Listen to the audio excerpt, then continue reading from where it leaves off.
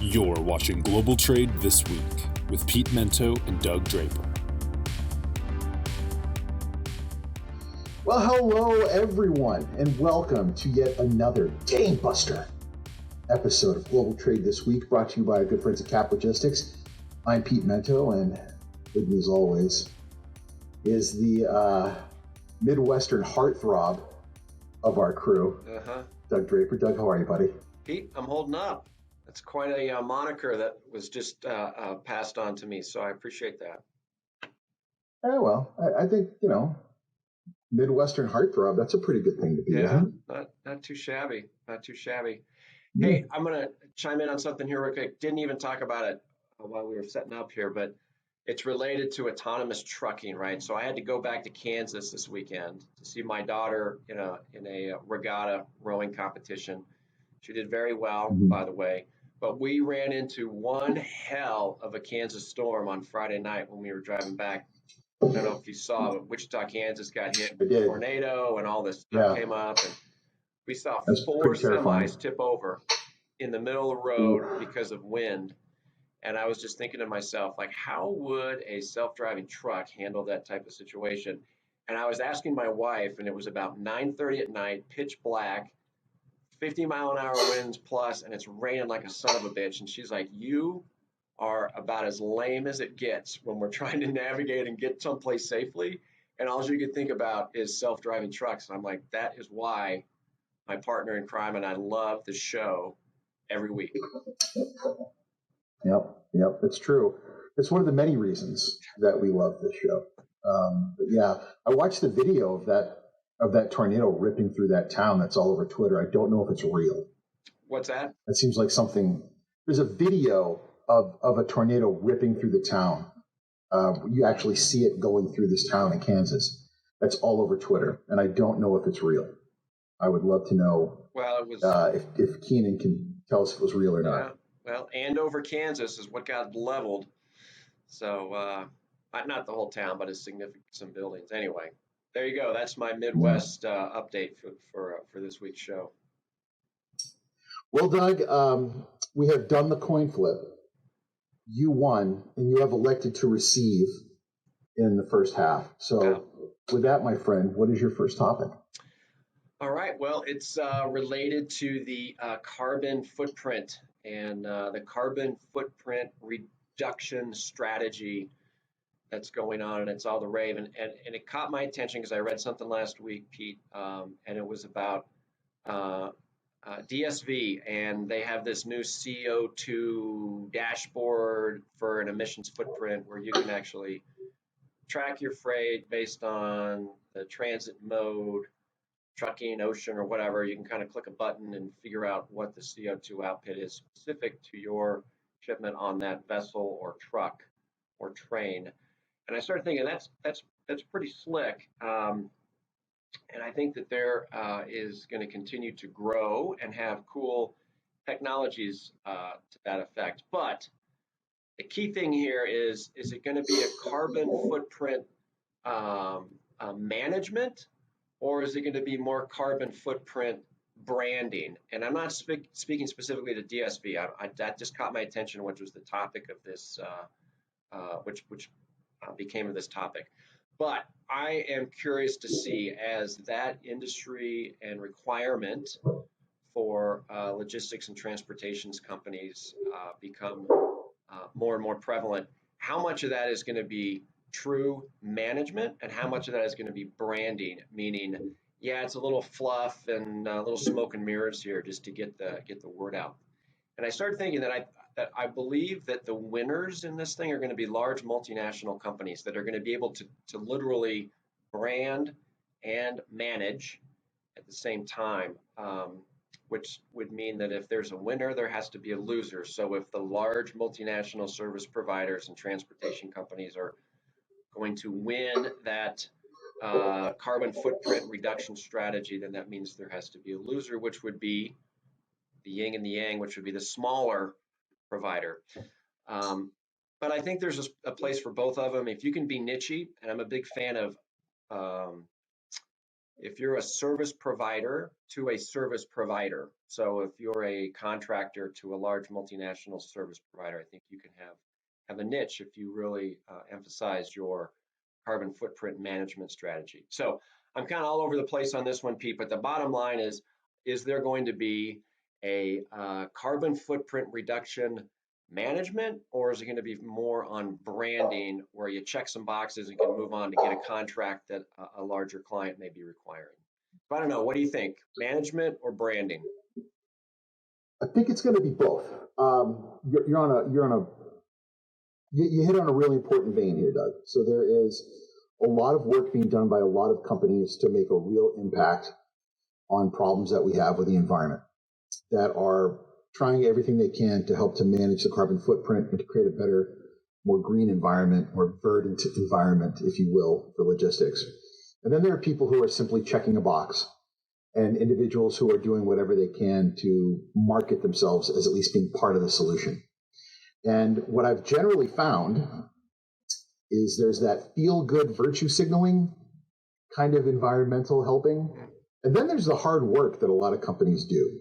So people that actually purchase the carbon neutral ocean carrier stuff, people that try to purchase the carbon offsets, the people that are actually putting their money where their mouth is, they're making a real difference. And their customers demand it of them, and they call them on the carpet. And we're seeing a lot more activism in boardrooms as well from large investment holding, people with large investments in these companies that are expecting them to do the same as well.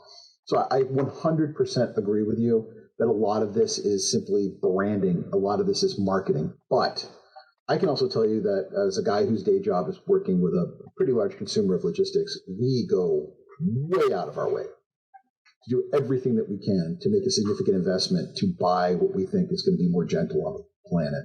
And I know we're not alone. And there's a lot of companies that are also doing it, because when I go to these, like at TPM, it was a big source of conversation. What are we doing to try to help the environment to deal with global warming? What are we doing to try to deal with our global footprint with regards to carbon offsets? I mean, it was a massive conversation. So I kind of want to say sorta, to your answer, because I don't want to be so cynical as to think that not everyone needs it, because I know a lot of companies, ours included, that really are putting their money where their mouth is. Yeah. Well, maybe that sincerity will flush out the posers, right?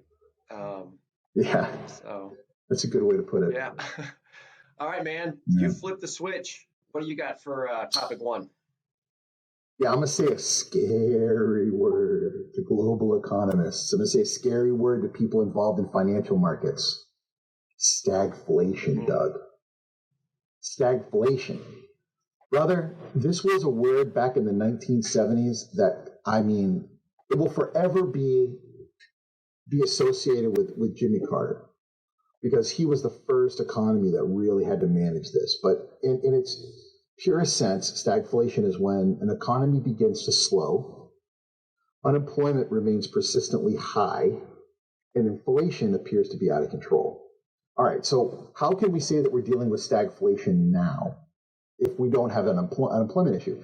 Just about every report says that at some point, I think they say by September, unemployment will be about where it was pre-pandemic, right? So how can you have stagflation if unemployment is not a measurable problem?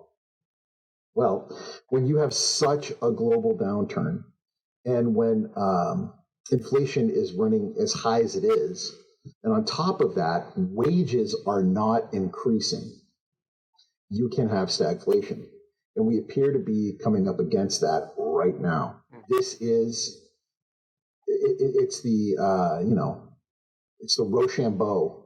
If you're a South Park fan like I am, I'll Rochambeau you for it, when they line up against each other and kick each other in the nuts. It is the Rochambeau of economic situations, because it requires draconian lever pulling by the Fed in order to overcome it. Doug, this is a bad situation that we can be finding ourselves in. And I know you love to talk about the Roaring '20s. Bro, someone just poured water all over it if this actually persists. Yeah, when I was looking into this a little bit from your topic, that actually came to mind, the Roaring '20s. I'm not giving up on it yet. I think a couple of weeks ago we talked about goods and services, and the acquisition of goods has morphed into services, and people are still wanting to to engage in travel and experiences. But yeah, I think we could be in trouble. And like you said, it's almost contrary between the monetary levers that can be pulled, right? They're almost in conflict. We'll raise interest rates to do this, but that negatively impacts us the other thing, which is both impacting the whole stagflation. Yeah. So I don't know. There's going to be a lot of pundits in the next 4 to 6 months. There'll be a lot of cool acronyms that'll come out of it to figure out how the hell do we navigate. And I don't know if anybody has a definitive answer. Probably not. But yeah. If I could say, Doug, one of the things that isn't spoken about enough is part of this inflation comes from the fact that there was so much pent-up consumer demand, so much cash in people's hands that was coupled with a massive supply chain backlog and a huge problem with congestion. So you put those two things together, you have increased costs. We're not talking enough about that. We may have been able to have avoided a lot of this if supply chains had simply flowed better than they had, and that didn't happen. So that is part of the problem here, buddy. Yeah. It'll be interesting. All right. Well, I'm going to flip over and talk about some halftime because, as you know, halftime is sponsored and supported by Cap Logistics. We wouldn't be talking about these topics or halftime banter or anything without Cap Logistics and Keenan pushing the buttons and turning the levers. So we really want to extend our thanks for that group. So anyway, you want to roll with your halftime? Or you want me to get started? Why don't you go and I'll go second? All right. I like it. So my halftime is related to one of your big buttons is the Metaverse. And just in the last, 2 weeks, I read that Budweiser is created a Metaverse that's called Budverse. And it is actually going out for patents with the U.S. Patent and Trade Office. So they can develop this Metaverse with Bud Universe. They're getting some NFT beer cans. They're flipping into online gaming. They even bought the domain beer.eth, which I guess is, I'm not even sure what that is, Pete. I'm getting to the age where I don't really understand all that stuff. But it's crazy. And then Heineken is introducing an alcohol-free virtual beer, which I don't even understand how a virtual beer, what? I just don't get it. And then literally this morning, Pete, I read that Nike has developed Nike Land, which is another virtual metaverse where they're going to try to bring in celebrities and have kind of a playground, developing some portals to sell products. And they're saying it's a way to engage the younger audience, the younger consumer, expand their brand reach. And that basically means they want to sell more stuff, right? So I don't know, man. The metaverse is hard to get a handle around. You kind of get it, just like crypto. Not you specifically, but I'm just saying that the metaverse is new and morphing. But we got big time companies, billion-dollar entities that are jumping in feet first. So it'll be interesting to see how that progresses. Yeah, these are the times where I have to take a deep breath and remind myself that there's a bigger goal in mind. There's a bigger play here, right? So, the intention has always been to make augmented reality and virtual reality an important and lasting part of human society. And the way that you generally do that is to get people to adopt its use. So a lot of that is going to be adopting its use through recreation. But in reality, the greatest uses for augmented reality and virtual reality actually are someone putting on a pair of Oculus lenses and having another person point out at what they're looking at, what needs to be repaired on a ship. Being able to have surgeons from around the world assisting a surgeon in an operating room by showing them areas they might want to focus on while using augmented reality. Being able to have access to someone else's augmented reality lenses when you've got a babysitter to say, can I please see my children? Being able to look them all the different wonderful ways that we could have something positive, right, come out from this. But in reality, people are more concerned about making sure you can drink a virtual beer in whatever Facebook silliness is being built. I have no time for it. Every day I'm getting closer and closer to Eastwood on the porch for Gran Torino. Every day, get off my lawn. Get these damn kids off my lawn. Stop wrecking all the beautiful uses for this technology and just get the hell off my lawn. Yeah. Anyway, that was my comments and thoughts from a few articles that I read in the last couple of days. So Yeah. you have an interesting one, Pete, and go for it. I don't Yeah. let it rip. I was in Germany last week, and while I was there, I spoke at a conference, and it was a military logistics conference. So if you can guess what the big topic was, Ukraine. Now, I also just recently paid my taxes, Doug. So I'm in a bit of a mood about American spending. Hmm. Well, check this out. The guys from USAID and the American government were up there giving a speech, and they said, we have 10 bridges with critical need that have to be built in Ukraine right now, because we have massive places that need to have, some way for stuff to get over. We have all this stuff we have to be able to deliver. We got to rebuild these 10 bridges. So we need contractors in there, need to get it done. If anybody wants to bid on it, get with me, while I'm here, we'll make this thing all happen. And I'm looking around at all these people like furiously writing stuff down. These contracts are massive, Doug. Hmm. So I go to lunch and everybody, excuse me, these were blown up in a war zone, right? They certainly were. Okay. Which makes me believe that someone's going to try to blow them up again, right? Oh, absolutely. And they may even try to blow them up while you're building them. So you might just get like halfway through it. It's going to get blown up and you'll have to build another one, right? Absolutely, Pete. Why are we doing this then? Hmm. Well, because they need the bridges. Maybe we should start after the war. Call me crazy. Maybe we shouldn't build something in the middle of a shooting war. I don't know. But it occurred to me that's not about that really as much as it is about government contracting and a self-licking ice cream cone. That's what this is. It just they've created a situation where there's just opportunities to milk the U.S. government from our taxpayer money, and I found out all kinds of ways that it's being done over there, and I was aghast by it. And the more I started talking to people, the more I learned about it. It's incredible, Doug. It's absolutely incredible. What's even crazier is people are lining up around the block to go over there and build this thing at great possible danger to themselves. It's incredible. Yeah. I bet the the interesting piece is if Ukraine is in the spotlight now, it's a horrible situation over there. But if you reround, we could come up with examples of self-looking ice cream cones for the last 50 years, Oh right? yeah, Things like absolutely. what's happening, what's going on. So I had not heard that term before, and it's cool. It makes complete sense. It's got the Yeah, it visual. does. So I'm sure there'll be some some great cartoons and gifs out there with Biden licking an ice cream cone in some form or fashion. So look for those if they're not already out. It's madness, my friend. It's madness. All Yeah. right. Well, thank you. With halftime from our good friends at Cap Logistics. Check them out at caplogistics.com to learn more. And with that, Doug, what's topic number 2? All right. So this is in honor of the NHL playoffs, which are kicking off this week. I'm not a huge Go hockey Bruins. guy, but I know you are, and I know that the Avs are looking pretty good out here in Colorado this year.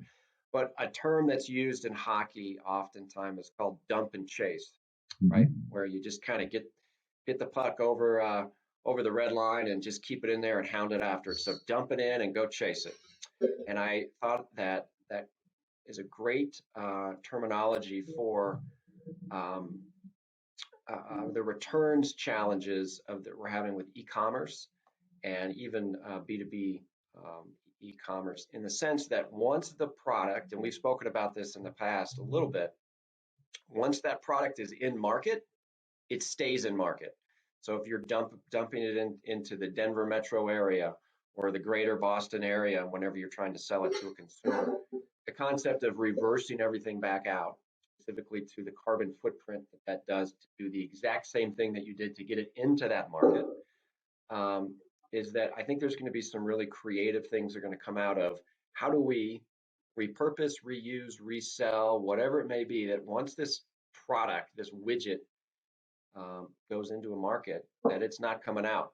So I'm thinking actual retail pop-ups, right? So let's set a pop-up store in Colorado related to Lululemon apparel. and let's set up a pop-up during the holiday season and resell all the returns, or we encourage a peer-to-peer trading barter selling system, or we look at some consignment, or they incentivize consumer behavior to recycle it or donate it or something like that. But I think with the carbon offsets that I spoke about on my first point and the simple impact challenges that have been talked about for decades with how do you manage your reverse logistics, I think you're going to see a lot of technology and interest. And let's keep this damn thing in the market that we shipped it into and find a purpose for it and not worry about trying to get it back way across the United States to do something again with it. So anyway, the dump and chase concept of returns, I think, is going to grow and become more popular. Not only do I think it's become more popular, but when I saw this, I got all excited. I was going to think of like all these different ways to throw hockey terminology in here. But yeah. I just thought I would get a blank stare from you. I feel like if you started talking about basketball stuff with me, I just the fact is that the way that we've set up Incoterms and the way that we've set up terms of sale, people cannot wait to just not be responsible. They can't wait. Like oh, that's not my problem. Like reverse logistics, a big part of how we deal with reverse logistics is, well, once it's sold, how about we find a way to sell the liability of returns to someone else? So you can have the return for that liability. You can resell it if you want, but no longer our problem. Trying to find some way to not just dump and chase it, but dump and chase the liability, dump and chase all the problems, dump and chase all the things that make e-commerce difficult on somebody else. I'm telling you, man, they're going to find every possible way that they can, because in this particular environment, the less that you have to do with being financially responsible for the difficult things, the more probably financially successful you're going to be in this very, very difficult market. You're spot on, Doug. Yeah. All right, Pete, bring us home. So in typical Draper Mento fashion, I'm going to double dip into the depressing news again. You like that, kids? Another wonderful double scoop, another keeping helping Dr. Doom. With backed up supply chains all over the world, and particularly with full containers just laying around. Let's just be honest, full containers laying around. And with criminals having better access to information and data about what could possibly be in those containers, we are seeing a global uptick of pilferage and theft of ocean containers and ocean cargo as they sit idle around the world. One particular instance that was reported on last week, $1 million worth of electronics that was inside of the ocean container was stolen off of the rails as it sat waiting because of congestion. First of all, who's putting $1 million worth of electronics in an ocean container? That is, man, you got some faith.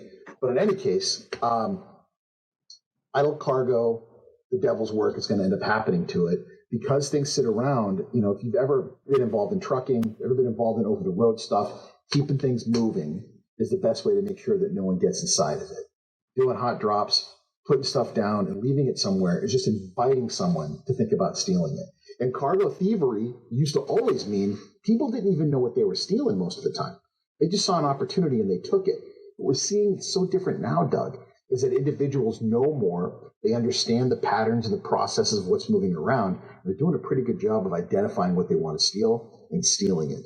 We are going to see an insurance backlash on this, and we're probably going to see a way that people change how they deal with liability, particularly, like I said before, with Incoterms, because of this idle cargo laying around. But it's just a bad year for it. Mm-hmm.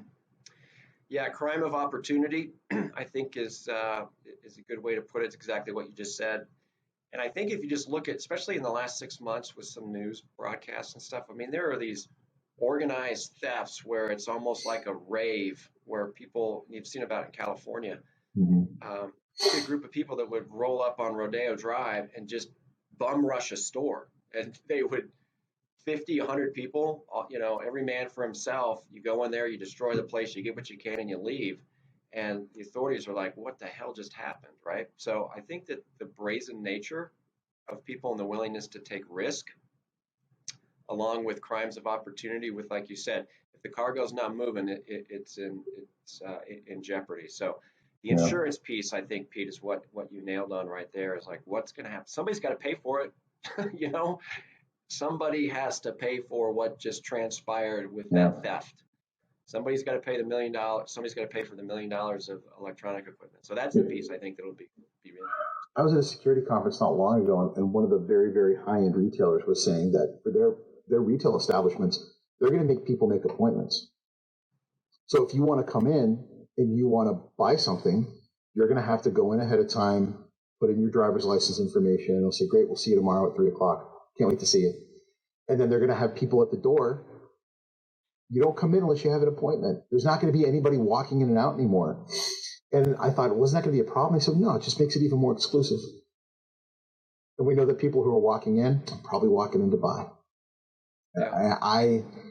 Oh, man, what an economy we live in, Doug. What an economy. Turning mass retail thefts into possible opportunities to sell even more stuff. What a country. What a country. Yeah. I love it. And another thing about having a great country, Pete, is the fact that you and I, along with the help of Cap Logistics, can sit here and do this show every single week. And the bad thing, Pete, is that every once in a while it has to end. And this is where we're going to end our show. It's that was a horrible transition. I was trying to think of something funny and witty based on the last 30 seconds of your commentary, and I screwed it up. It wasn't very funny. Doug, I've told you now for over a year, please leave the witty banter and jokes to me. But you just refuse, which opens up more opportunities for me, and I thank you for that. You are the best straight man on stage. You are you are fantastic for my ego. You set them up, spike it down over and over again. I love it, buddy. Yeah, Laurel and Hardy, yin and yang. That's how it works, my friend. So that's it. It's a wrap. And we want to thank all of our listeners for joining in today. Some pretty heavier than normal topics, but that's the beauty of global trade. We touch everything from transportation, logistics, the economy. That's what makes this such a unique show. And Pete, I can't thank you for being part of it. And I think that's it. So we're going to have a wrap, and we will catch everybody next week. Feel free to make comments, listen, and provide feedback on our topics. So that's it. Peter, have a good week, my friend. Thanks, Doug. Peace out, everybody. All right, take care.